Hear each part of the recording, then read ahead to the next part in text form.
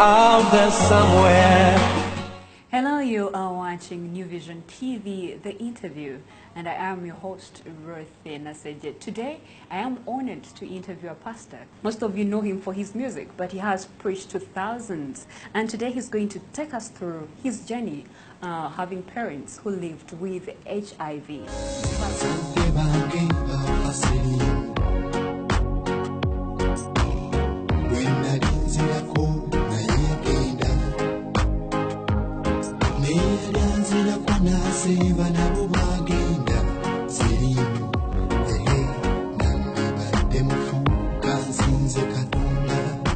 Pastor Wilson Bugembe, you are welcome on New Vision TV. Thank you. Yeah, Pastor, briefly tell us about your childhood.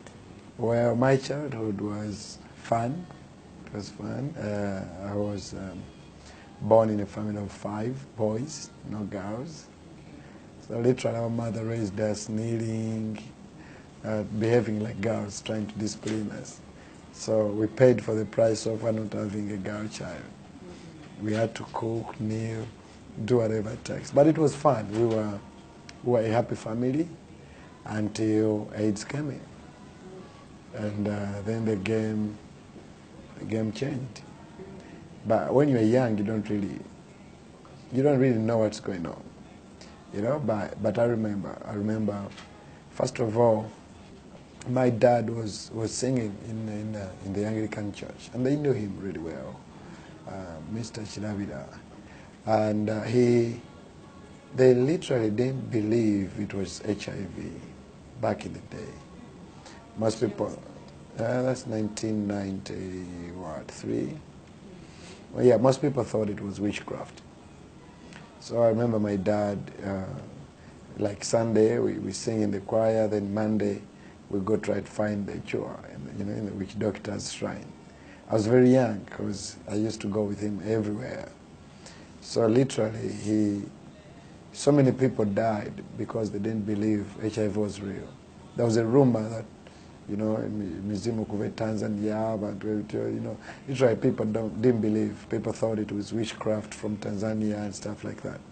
So many people died in 1994. You have to thank God for people like Phile Bongoli Lutaya, who broke the ice.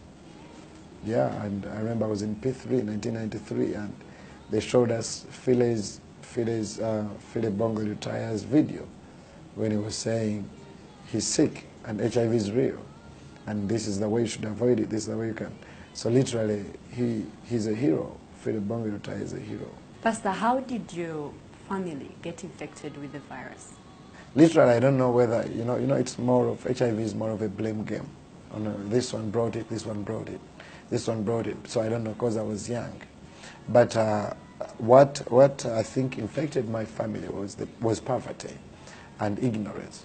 Most people thought that someone is bewitching someone, those Kwetakula and all that. So, but thank God for Phile Bongoli Lutaya, who broke the ice, and he said AIDS is real. And then poverty, they used to boil mpiso. I sang about it in my song with David Utalo. They try to inspire people, and they used to boil mpiso. So you could often hear mpisa ide, then never could be somla. Then everyone got sick. So by the time they got to know that it was HIV, it was really like.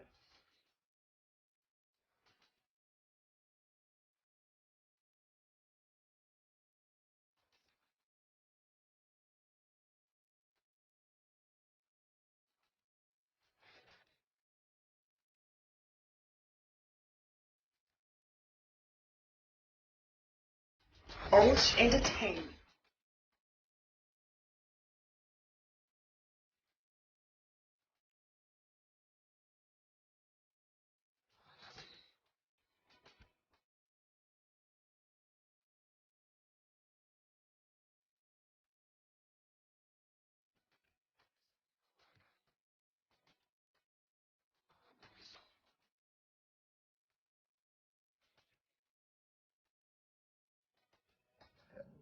Okay, you say your father was the last one among your parents to pass on.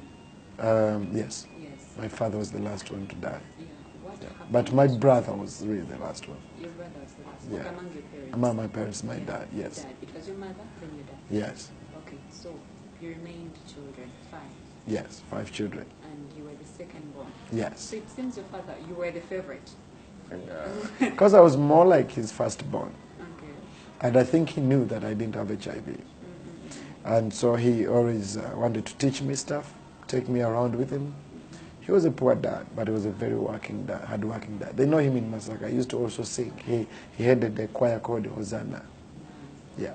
So literally, yeah. Olwo ne nzijukira abato bange bafa onnaku ennyingi siriimu yalumadde nisawataali sente nga tannafa nzijukira lwe yampita nambuuza Bugembe lwaki twazaalwa okuzaalibwa ne siriimu nza tazza musango nangamba akanfe ngende ewaliba essanyu kasita maama ne taata gye bali batusookayo nangamba nkimanyi naawe essawa yonna ojja kufa ebiseera ebyo nga siggwako galwadde bwe yamala n'afa denisi yandibaddewo n'alaba bino omwana oyo yandibaddewo n'alaba bino oluguudo kwe nasabirizanga kwe nvugira emmotoka leero nina oluyimba yandirabye ku musumba serwadda nga nkwasa ebirabo nina oluyimba abuusabuusa mukama alabira ku nze ani yali amanyi ti ndiba mu kasaati akayero ani yali amanyi ti ndiwona engatte z'ebituli ani yali amanyi ti ndiwona okaabira abaafa ani yali amanyi ti ndikoma okutambula nga samba ebipapula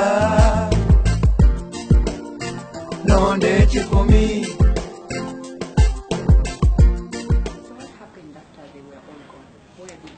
When parents died, we went in relatives with apostrophe. Relatives is yeah, but we stayed with relatives, and we stayed house to house, you know, house to house, kept moving, and fast forward, I ended up in courts homeless, but it was more of personal decision, you know. I don't want to blame anyone, because at some point I felt like I didn't belong anywhere.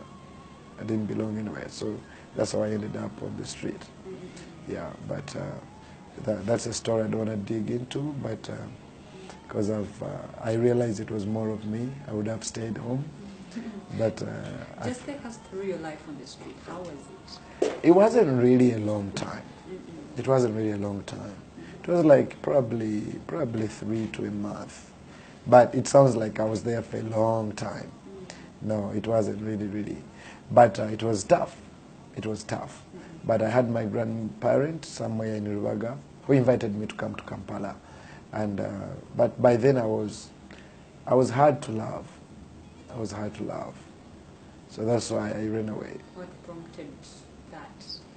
I thought that nobody really likes me. People pretending, you know. Nebo ngamba kolaboti, nebo nkobe emigo, just take a tono. I was just sick and tired of people. I just wanted to be alone. Because I felt like they were just... No, literally because I had stayed with so many people, and I was always the unwanted one, you know. So you reach a time where most of the street kids, they reach a time where their hearts are like a rock, like a stone. They don't care.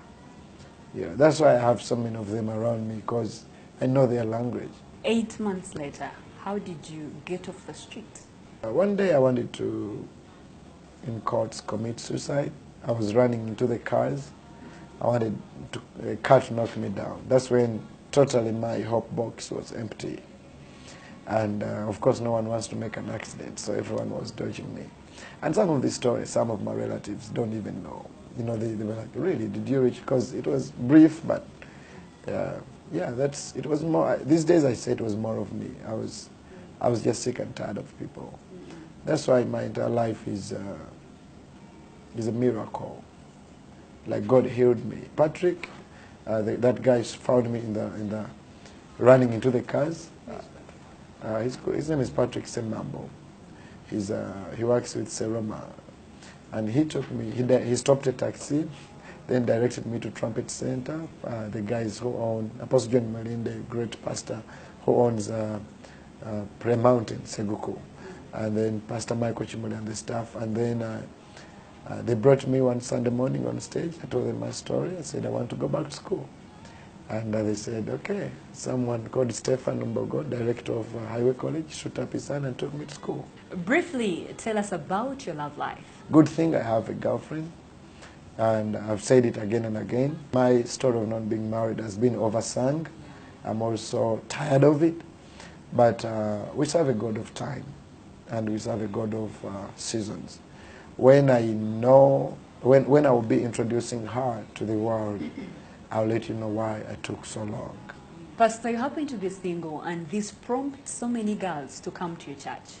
How do you deal with it? Because you never know, it may lead you into the bracket of getting infected with the virus. If you don't keep busy, you will mess up. So this is what I do. If I gave you my schedule, you will wonder. I don't have the time. I don't have the time to play games.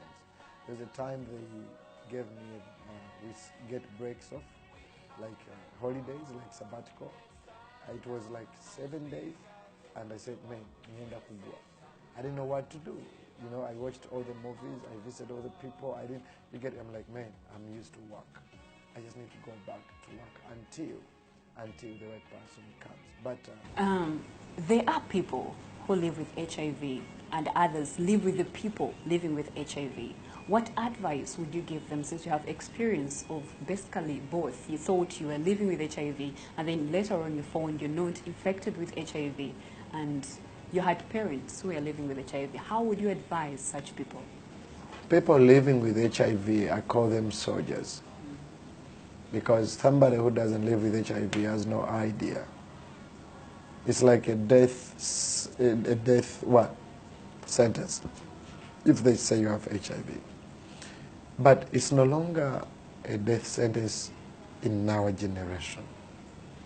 Number one, things have changed, and I always advise the young people, you don't have to. People no longer look skinny and scary. People live with HIV and they're looking good. Here on New Vision TV, and let me hope so many people have borrowed a leaf from what you went through. Thank you for the opportunity. God bless you. For Pastor Wilson Bugembe, ignorance and poverty led his family members into contracting HIV. But as he has shown today, such can be avoided. So take note, and we are winning the battle together. I am Ruth Naseje, and you have been watching The Interview.